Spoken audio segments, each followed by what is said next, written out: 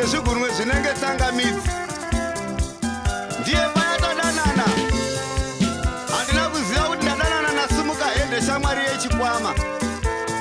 Vaya vane rudo rusina kusimba, rudo rwekungozorana rutivi rimwe chete samajanini nachingwa, rudo rusingatani kubata kunge rudo rwemagwenure mumuhabhurosi. Vaya vane rudo rusina kusimba rwakangoti njanjandara kunge denderere njiva rinotozosimbiswa nemadhokororo.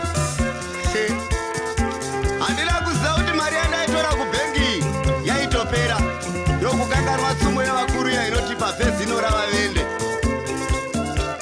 Mari yaitopera izvozvo.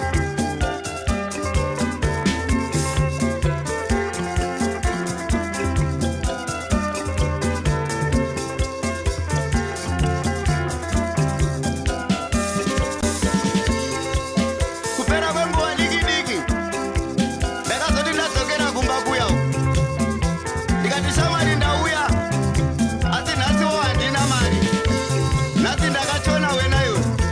Zikazi zvako unofunga kuti ndingazvigone here? Munopindwa nana Chirima mari.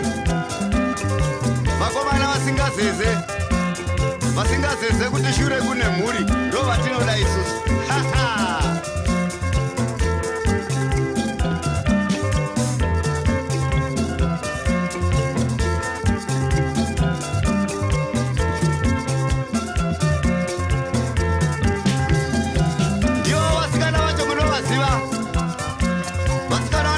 Zuva nezuva pasina munyai ibhawa.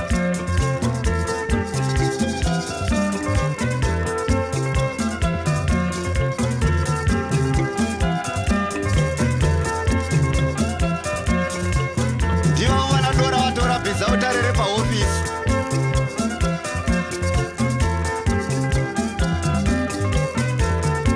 Vasikana vakasunga mwoyo negavi.